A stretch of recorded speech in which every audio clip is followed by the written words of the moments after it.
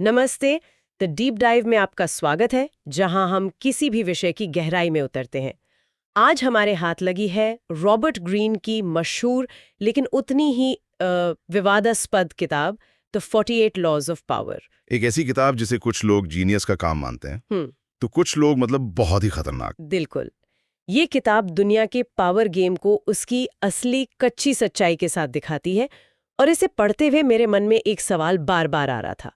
क्या एक अच्छा इंसान शक्तिशाली हो सकता है, या शक्ति पाने के लिए अच्छा होना छोड़ना पड़ता है? ये एक बहुत बड़ा सवाल है, और ग्रीन का जवाब शायद ये होगा कि ये किताब आपको बुरा इंसान बनने के लिए नहीं कह रही। अच्छा। नहीं, ये एक तरह का डिफेंस मैनुअल है। ये आपको उन तरीकों के बारे में बताती है जिनका इस्तेमाल लोग करते हैं ताकि आप खुद उनका शिकार ना बने। ये दुनिया की सच्चाई का एक आईना है, भले ही वो सच्चाई हमें थोड़ी असहज लगे। तो चलिए इस आईने में झांक कर देखते हैं। शुरुआत करते हैं शक्ति की सबसे बुनियादी नींव से, आपकी छवि और प्रतिष्ठा।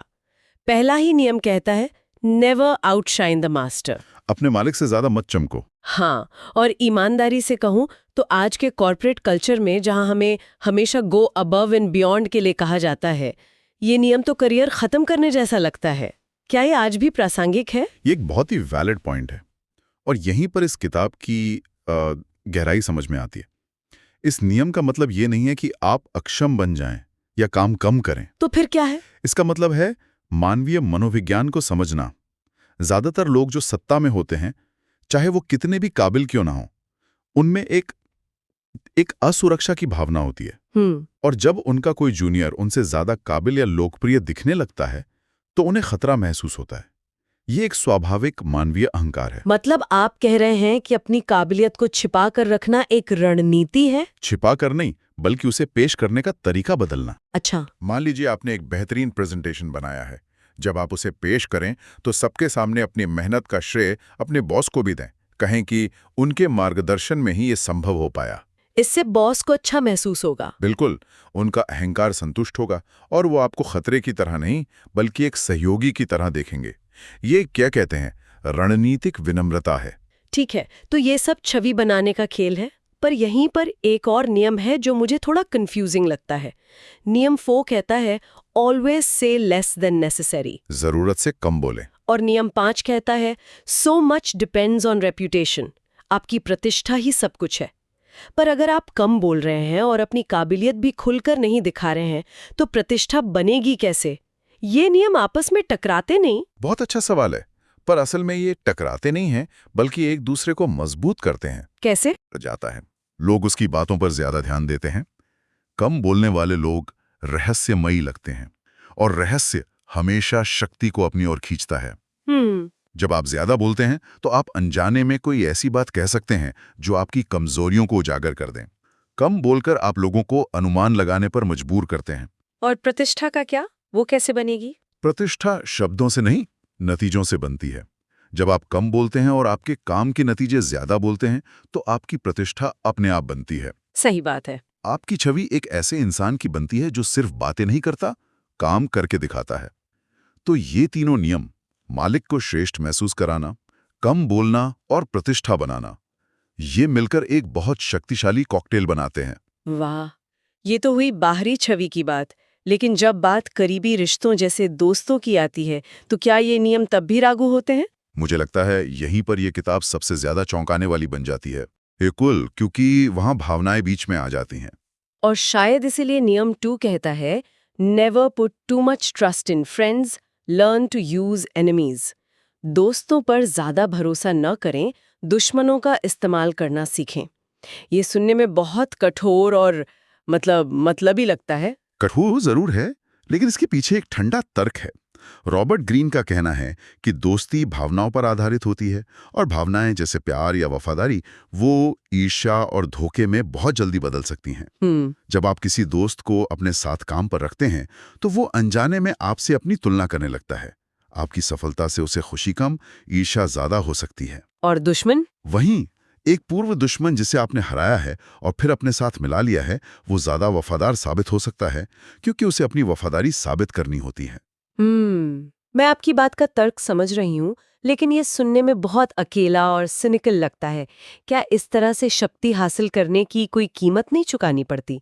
मतलब क्या आप अंत में अकेले नहीं रह जाते? ये एक वाजिब सवाल है और इस किताब की सबसे बड़ी आलोचनाओं में से एक है। ग्रीन का तर्क ये नहीं है कि दोस्त मत बनाओ। अच्छा। उनका कहना है कि काम और शक्ति के मामलों में भावनाओं को तर्क पर हावी मत होने दो। अपने दोस्तों को दोस्ती रहने दो, उन्हें अपने बिजनेस पार्टनर या कर्मचारी बनाने से बचो। तो ये सब इंसानी फितरत को समझने के बारे में है, भले ही वो फितरत हमें पसंद ना आए।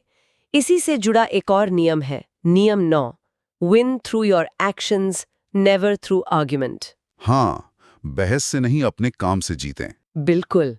बहस करने से क्या होता है? आप शायद किसी को चुप करा दें, लेकिन आप उसका मन नहीं बदल सकते, बल्कि उसके मन में आपके लिए कड़वाहट पैदा हो जाती है। सही बात है। वहीं जब आप बिना कुछ कहे एक ऐसा नतीजा पेश करते हैं जो आपकी बात को साबित कर दे, तो सामने वाले के पास कोई तर्क ही नहीं बचता। परिणाम खुद बोलते हैं और उनकी आवाज शब्दों से ज्यादा बुलंद होती है। और जब आपको लोगों से मदद की जरूरत हो, तो नियम 13 काम आता है। Appeal to self interest not mercy. लोगों की दया पर नहीं, उनके स्वार्थ पर अपील करें। ये भी काफी हद तक प्रैक्टिकल लगता है। बहुत ज्यादा। हम सब सोचना चाहते हैं कि लोग अच्छे होते हैं और दयालु होते हैं, और होते भी हैं, लेकिन जब किसी को मेहनत करनी पड़े या कोई जोखिम उठाना पड़े, तो सबसे पहला सवाल मन में यही आता है, इसमें मेरा क्या फायदा है? तो अगर आप ये बता सकें कि उनका क्या फायदा है। हाँ, तो आपके काम होने की संभावना 100 गुना बढ़ जाती है। ये सिनिकल नहीं है, ये यथार्थवादी है। ठीक है, तो शक्ति पाना एक बात है, पर उसे बनाए रखना शायद ज्यादा मुश्किल है। और यहाँ पर कुछ नियम आते हैं जो मुझे सबसे ज्यादा मैकियावेलियन लगते हैं। जैसे नियम 11, learn to keep people dependent on you. लोगों को खुद पर निर्भर रखना सीखें। ये शक्ति को बनाए रखने का एक मुख्य स्तंभ है। इसका मतलब है कि आप अपने अंदर कोई ऐसा कौशल या जानकारी विकसित करें जिसकी जरूरत दूसरों को हमेशा पड़े। मतलब इंडिस्पेंसिबल बन जाओ। बिल्कुल। अगर आप किसी संगठन में वो अकेले व्यक्ति हैं जो एक जरूरी काम करना जानता है, तो आपको कोई नहीं निकाल सकता। आपकी शक्ति इसी निर्भरता में छुपी है। यहाँ एक दिलचस्प बात है, नियम 1 कहता है मालिक से ज्यादा मत चमको, और नियम 11 कहता है लोगों को खुद पर निर्भर रखो। तो क्या इसका मतलब है कि आप चुपचाप इतने जरूरी बन जाओ कि आपका बॉस आपके बिना काम ही ना कर पाए? ये तो एक तरह का विरोधाभास है। बिल्कुल। और आपने किताब के असली जीनियस को पकड़ लिया है। अच्छा। यही तो संतुलन साधना है। आप सीधे तौर पर अपने बॉस को चुनौती नहीं दे रहे, आप उन्हें असुरक्षित महसूस नहीं करा रहे, लेकिन आप अपनी उपयोगिता इतनी बढ़ा लेते हैं कि वो आप पर निर्भर हो जाते हैं। तो आप बिना खतरा बने अपनी शक्ति बढ़ा रहे हैं। वाह, विनम्र दिखते हुए अनिवार्य बन जाना। एग्जैक्टली। इसी से जुड़ा एक और नियम है जो मुझे बहुत दिलचस्प लगता है, नियम 16, use absence to increase respect. सम्मान बढ़ाने के लिए अनुपस्थिति का प्रयोग करें। हाँ। ये अर्थशास्त्र के मांग और आपूर्ति के सिद्धांत जैसा है। जो चीज बाजार में हर जगह आसानी से उपलब्ध होती है, उसकी कीमत गिर जाती है, और जो चीज दुर्लभ होती है उसकी कीमत बढ़ जाती है। यही सिद्धांत इंसानी रिश्तों पर भी लागू होता है। अगर आप हर समय हर किसी के लिए उपलब्ध रहेंगे, तो लोग आपकी उपस्थिति को हल्के में लेने लगेंगे। लेकिन अगर आप कभी-कभी अनुपस्थित रहते हैं, तो लोग आपकी कमी महसूस करते हैं, आपकी वापसी का इंतजार होता है और आपकी उपस्थिति को ज्यादा महत्व दिया जाता है। पर इसका भी तो एक खतरा है, अगर आप ज्यादा अनुपस्थित रहें तो कहीं लोग आपको भूल ही ना जाएं। बिल्कुल। और इसीलिए यह कला है, आपको संतुलन साधना होगा। इतना भी दूर ना जाएं कि आप अप्रासंगिक हो जाएं, लेकिन इतना भी करीब ना रहें कि आपकी कीमत कम हो जाए। चलिए अब कुछ और उन्नत रणनीतियों पर आते हैं जो आपकी छवि और नियंत्रण को और मजबूत करती हैं। जैसे नियम 25, रिक्रिएट योरसेल्फ। खुद को फिर से बनाएं। इसका मतलब है कि आप खुद को किसी एक छवि में कैद ना होने दें। मतलब अपनी इमेज बदलते रहें। हाँ, दुनिया आपको एक नाटक के किरदार की तरह देखती है। अगर आपका किरदार प्रिडिक्टेबल हो जाए, तो लोग ऊब जाते हैं और आप पर आसानी से काबू पा सकते हैं। अपनी रुचियों, अपने स्टाइल, अपनी राय में समय के साथ बदलाव लाते रहें। यह आपको अप्रत्याशित बनाता है। और इन सब में शायद सबसे महत्वपूर्ण है आपका आत्मविश्वास, जो नियम 34 में झलकता है। Act like a king to be treated like one. राजा की तरह व्यवहार करें ताकि आपके साथ वैसा ही व्यवहार किया जाए। ये सेल्फ फुलफिलिंग प्रोफेसी जैसा है। मतलब जैसा आप खुद को देखेंगे, दुनिया आपको वैसा ही देखेगी। बिल्कुल। अगर आप खुद पर संदेह करेंगे, अपनी क्षमताओं को कम आंकेंगे, तो दूसरे भी वैसा ही करेंगे। लेकिन अगर आप आत्मविश्वास से भरे हैं, तो दुनिया भी आपको सम्मान देगी। शक्ति की शुरुआत आपके अपने दिमाग से होती है।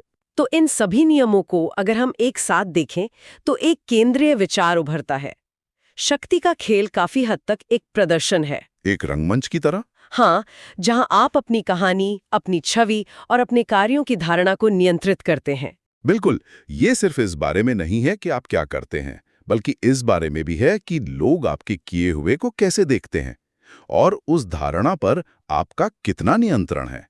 यही आपकी शक्ति को परिभाषित करता है। तो हम जहां से शुरू हुए थे उसी सवाल पर वापस आते हैं। क्या एक अच्छा इंसान शक्तिशाली हो सकता है? इस पूरी चर्चा के बाद ऐसा लगता है कि ये किताब कहती है कि अच्छा और बुरा शक्ति के खेल में सही शब्द नहीं है। सही शब्द हैं प्रभावी और अप्रभावी। हाँ, आपने बिल्कुल सही समझा। रॉबर्ट ग्रीन के लिए नैतिकता एक व्यक्तिगत पसंद है। ये किताब आपको एक नक्शा देती है कि शक्ति की दुनिया काम कैसे करती है। अब उस नक्शे का इस्तेमाल आप किसी की मदद करने के लिए करते हैं या किसी का नुकसान करने के लिए, ये आप पर निर्भर है। लेकिन जो इस नक्शे को पढ़ने से ही इनकार कर देता है, वो इस दुनिया में अक्सर खो जाता है या किसी और के रास्ते का शिकार बन जाता है। तो किताब का सबसे बड़ा सबक शायद ये है कि दुनिया को वैसा मत देखो जैसा आप उसे देखना चाहते हो, बल्कि वैसा देखो जैसी वो असल में है। एकदम सही। इसका सबसे बड़ा सबक है स्मार्ट बने, चौकस रहें और हर स्थिति को समझकर अपनी चाल चलें। शक्ति उन लोगों के पास होती है जो भावनाओं में बहकर फैसले नहीं लेते, बल्कि रणनीति बनाकर आगे बढ़ते हैं। तो श्रोताओं के लिए एक अंतिम विचार छोड़ते हैं।